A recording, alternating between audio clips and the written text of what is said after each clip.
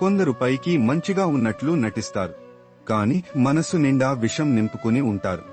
ఆశ ఉండాలి కాని అత్యాశ ఉండకూడదు. నమ్మకం ఉండాలి కాని అపనమ్మకం ఉండకూడదు. నీది కానిది నువ్వు తీసుకుంటే నీకు రావాల్సిన దాని దేవుడు నీకు రానివ్వడు. హృదయంలో నిజాయితీ ఉన్నప్పుడు ఆ అందం నీ వ్యక్తిత్వంలో కనబడుతుంది. పాలు పోసి పెంచిన పాము విషమే కక్కుతుంది. అలాగే నీతి లేని వాడితో నువ్వు ఎంత నిజాయితీగా ఉన్నా వాడు తన నిజస్వరూపాన్ని చూపిస్తూనే ఉంటాడు. నీవు మౌనంగా ఉండాల్సిన సమయంలో మాట్లాడినప్పుడు, మాట్లాడవలసిన సమయంలో మౌనంగా ఉండడం రెండు నేరమే. మనుషుల మీద కోపంతో మనసు ఎక్కువగా పాడు చేసుకోకు. ఎందుకంటే మనుషులు ఎప్పుడూ నీతో ఉండరు, కానీ మనసు ఎప్పుడూ నీతోనే ఉంటుంది.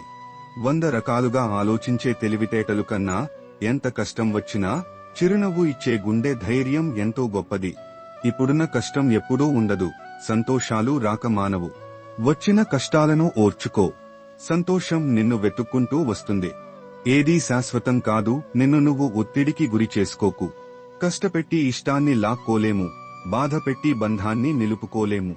అందుకే మిమ్మల్ని కోరి వచ్చిన స్నేహాన్ని నిలుపుకోండి. మిమ్మల్ని కాదని వెళ్లిపోయిన బంధాన్ని మరిచిపోండి. కొన్నింటి విలువ కోల్పోయినప్పుడు తెలుస్తోంది, కొన్నింటి విలువ దొరకనప్పుడు తెలుస్తుంది, కొన్నింటి విలువ కాలం గడిచే కొద్దీ తెలుస్తుంది. తప్పు అనేది ఒక పేజీ అయితే బంధం ఒక పుస్తకం లాంటిది. కాబట్టి ఒక పేజీలో జరిగిన తప్పు కోసం మొత్తం పుస్తకాన్ని వదులుకోకూడదు. కోపంలో వచ్చిన మాటను పట్టుకుంటే మనసు విరిగిపోతుంది. అదే కోపం వెనుక ఉన్న బాధను తెలుసుకుంటే బంధం నిలబడుతుంది. అలా ఉండగలగడానికి మనకు కావాల్సిన ఆయుధాలు ఒక చిన్న చిరునవ్వు, మౌనం.